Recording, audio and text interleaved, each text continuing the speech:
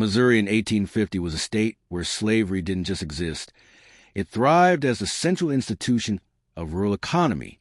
Farms scattered across Callaway County depended on enslaved labor for agricultural production, and local society had built an entire legal and cultural structure that normalized human ownership. In this context, white male property owners held absolute power over their property, including the legal right to use, sell, punish, and even kill their slaves without facing significant consequences. It was in this environment that Robert Newsom, a 60-year-old widowed farmer, decided to expand his human holdings. Newsom was considered a respectable man in the community, a landowner, family man, someone who followed the social conventions of his time. But behind this respectable facade hid a predator who saw slavery as an opportunity to satisfy his darkest impulses without any accountability. In 1850, Newsom purchased a 14-year-old adolescent girl at a slave auction. Her name was Celia, and she would become much more than just another piece of property in his records. Newsom's purchase of Celia wasn't motivated solely by domestic work needs. He had specific and sinister plans for the young slave.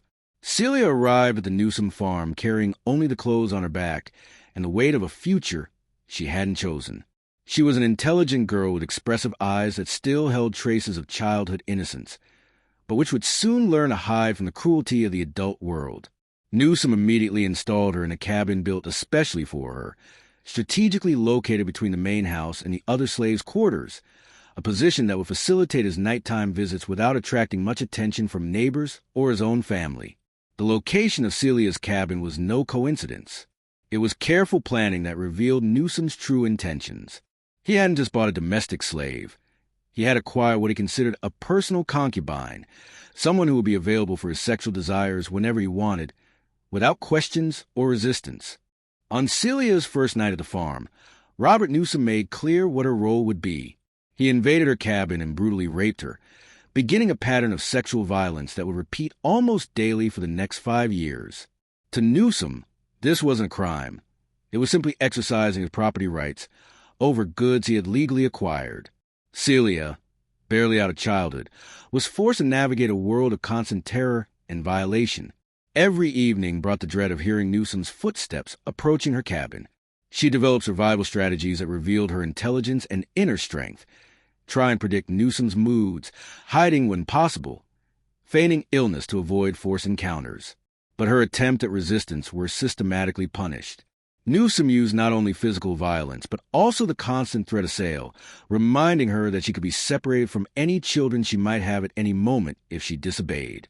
The pregnancies began when Celia was only 15 years old. Her first daughter was born in 1851, the product of Newsom's constant rapes. A year later, she became pregnant again, giving birth to her second child in 1852. These children represented a painful contradiction in Celia's life. They were products of violence, but they were also her children, whom she loved with all the intensity of a devoted mother. She protected them, cared for them, sang lullabies even when her own heart was shattered. The local community knew perfectly well about Celia's situation. Neighbors, merchants, the doctor who attended her births. Everyone knew those light-skinned children were Robert Newsom's offspring. But this was the accepted and normalized reality of slaveholding Missouri. White men had rights over their female slaves that included sexual use. The white women of the community turned a blind eye, pretending not to see what was obvious. It was more comfortable to ignore than to confront a system that also benefited them economically. Celia tried multiple times to find relief from her suffering. She begged Newsom, cried, tried to appeal to any vestige of humanity he might possess. But her pleas were met with cruel laughter or increased violence. Newsom made it clear that she was his property, bought and paid for, and he would do whatever he wanted with her. The fundamental change in Celia's life began in 1854, when she met George, another slave on the farm. George was different. He treated her as a human being, not as an object. They talked about impossible dreams of freedom, about a life where she could choose, where her children could grow up free. George loved her, and through this love, Celia began to rediscover her own worth as a person. The contrast between George's respectful love and Newsom's brutality became unbearable for Celia. George saw her as a woman deserving of dignity and respect. He spoke to her gently, listened to her thoughts and fears, treated her children with kindness. For the first time since arriving at the farm, Celia experienced what it meant to be valued for who she was rather than what she could provide. In 1855, Celia was pregnant for the third time, but now she had George by her side. This loving presence awakened in her a new consciousness about her rights as a woman and as a human being. The daily violation by Newsom, which she had learned to endure through dissociation and mental escape, now felt like an unbearable betrayal of the love she had found with George. In a desperate attempt to seek help within the system, Celia approached Robert Newsom's adult daughters. With tears in her eyes, she begged them to intercede with their father. "Please," she said, "ask him to leave me alone. I'm pregnant and sick. I can't bear these abuses anymore. I have someone who truly loves me now, someone who respects me." The response from Newsom's daughters was cold and definitive. This was not their problem. They completely refused to intervene, making it clear that they considered their father's sexual abuse as a private matter, unrelated to them. This final rejection eliminated Celia's last hope of finding help within the system that oppressed her. The refusal of Newsom's daughters was particularly devastating because it came from women who, theoretically, could understand her situation as a woman being sexually violated. But race and class created an insurmountable barrier. To them, Celia wasn't a fellow woman deserving protection. She was property that their father had the right to use as he saw fit. The night of June 23rd, 1855, began like so many others at the Newsom farm, but would become a historic milestone in the struggle for enslaved women's rights. Celia was in her cabin at the end of a difficult pregnancy, caring for her 2 small children, when she heard the familiar footsteps that for 5 years had announced her nightly torture. Robert Newsom approached Celia's cabin with the same arrogance and sense of entitlement that characterized his visits. He expected to find the same forced submission as always, the same silent resignation that systematic violence had apparently created. But when he opened the door, he was met with something completely unexpected. For the first time in 5 years, Celia looked him directly in the eyes and pronounced a word she had never said to him. "No." Her voice trembled, but was loaded with a determination that surprised them both. She calmly explained that she was pregnant and sick, that the abuse was harming her health and the babies, that she had the right to say no to those forced encounters. Newsom's reaction was one of disbelief followed by fury. How dare his property, his slave, give him orders? He cruelly laughed at Celia's audacity, brutally reminding her that she was nothing more than goods he had bought, without rights, without voice, without power or choice. "You'll do what I want," he said, advancing on her with the violence that characterized all his acts. But something had fundamentally changed in Celia. The 5 years of suffering, George's love, the difficult pregnancy, the rejection by Newsom's daughters, all of this converged in that moment of absolute desperation. She had exhausted all attempts to resolve the situation peacefully. There was nowhere left to run, no one left to appeal to. Next to the fireplace in the small cabin was a wooden stick that Celia used to stoke the fire. In a movement of pure survival instinct and legitimate self-defense, she grabbed the stick and struck Newsom on the head. The man staggered but didn't stop. Intoxicated by fury and his sense of ownership, he continued advancing on her. It was then that Celia delivered the second blow, this time fatal. Robert Newsom fell dead on the dirt floor of the cabin. For a few eternal minutes, Celia stood paralyzed, looking at the body of the man who had been her tormentor for 5 years. The reality of the situation soon imposed itself. She, a black slave, had killed a white man. In Missouri's slave society, this meant certain death. The disappearance of Robert Newsom on June 23, 1855, created immediate alarm in the small community of Callaway County. As a prominent landowner and respected member of society, his sudden absence couldn't go unnoticed for long. Local authorities launched a thorough investigation, questioning neighbors, family members, and slaves on the property. The pressure mounted quickly, and suspicion naturally fell on the enslaved population of the farm. Celia, with desperate help from George and another slave named Hiram, had attempted to cover up the crime by burning Newsom's body in the cabin's fireplace and scattering the ashes across the fields. For several days, they maintained the pretense that Newsom had simply disappeared. But the investigation was relentless and methodical.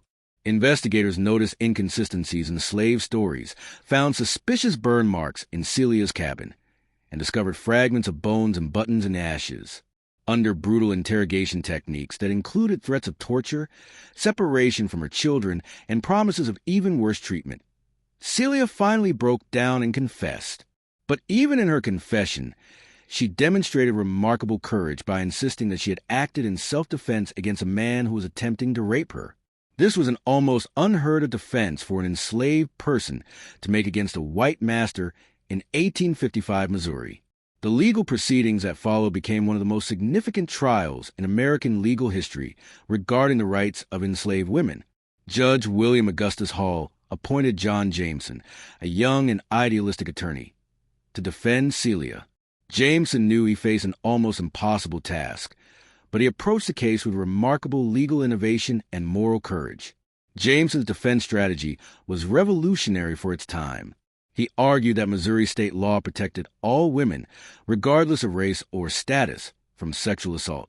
He cited specific statutes that made it legal for any woman to resist rape, even with deadly force if necessary. His argument was legally sound and morally compelling. If the law protected women from sexual violence, then surely it must protect all women, including enslaved women. During the trial, a devastating and detailed portrait emerged of the 5 years of systematic abuse suffered by Celia. Witnesses confirmed the constant rapes that had begun when she was just 14 years old, the forced pregnancies that resulted in children who were clearly Newsom's offspring, and her desperate pleas for help that were systematically ignored by everyone in the community who had the power to intervene. The prosecution, led by prosecuting attorney Robert Pruitt, painted a very different picture. They argued that Celia was nothing more than a murderous slave who had killed her benevolent master in cold blood. They dismissed any claims of sexual abuse as irrelevant, maintaining that as property, Celia had no right to resist her master's use of her body. The prosecution emphasized that accepting Celia's defense would set a dangerous precedent that could undermine the entire institution of slavery. However, the fundamental legal contradiction at the heart of the case proved insurmountable. The laws protecting women against rape had been written exclusively with free white women in mind. In the legal framework of 1855 Missouri, enslaved people were considered property, not persons with legal rights. A female slave could not legally give or withhold consent because she didn't possess the legal autonomy to make such decisions. In the eyes of the law, she was incapable of being raped because rape required the violation of a person's right to control their own body, a right that enslaved people didn't legally possess. The jury, composed entirely of white male property owners who themselves owned slaves, could not see beyond Celia's race and legal status as property. Despite the clear evidence of years of sexual abuse and compelling legal arguments made by her defense attorney, they deliberated for only a short time before returning a verdict of guilty of first-degree murder. Judge Hall sentenced Celia to death by hanging, but granted a stay of execution because she was pregnant. During her months in the Callaway County Jail, Celia gave birth to her third child, a son who was born technically free because he was born on county property rather than on Newsom's farm. However, this legal technicality provided little comfort, as the child would soon be orphaned. On December 21st, 1855, on a cold winter morning, 19-year-old Celia was taken from her jail cell to the gallows. She maintained her dignity until the very end, never wavering from her assertion that she had acted to defend herself against sexual assault. She died with the same quiet strength that had carried her through 5 years of unspeakable abuse. But Celia's story didn't end with her execution. Her case became a powerful symbol for abolitionists and women's rights advocates who recognized that her situation revealed the fundamental contradictions and moral bankruptcy of the slave system. The trial transcripts were preserved and studied by legal scholars, helping to build the intellectual framework that would eventually challenge the legal foundations of slavery itself. For more than a century and a half, Celia remained a victim not only of Robert Newsom's violence, but also of a legal system that refused to recognize her basic humanity. Her story was largely forgotten by mainstream history, relegated to academic studies, and specialized works on slavery and women's history. Then, On December 20th, 2024, exactly 169 years and 1 day before the anniversary of her execution, Missouri Governor Mike Kehoe granted Celia a full and complete posthumous pardon. In his official statement, the governor acknowledged that Celia had been a victim of systematic sexual violence who acted in self-defense to protect her own life and preserve her human dignity. The pardon officially recognized that she should never have been prosecuted for defending herself against rape. This posthumous pardon cannot restore Celia's life or reunite her with the children she was forced to leave behind, but it serves as a powerful acknowledgement of her humanity, her courage, and the gross injustice she suffered. It represents a formal recognition by the state of Missouri that the legal system of 1855 was fundamentally flawed in its refusal to extend basic human rights and protections to enslaved people. Celia's story teaches us that the struggle for human dignity transcends time, race, and circumstance. Her courage in saying no to her oppressor, even knowing it would cost her life, stands as an eternal testament to the unbreakable human spirit. She was not just a slave who killed her master. She was a young woman who refused to accept that her body, her dignity, and her humanity were anyone else's property.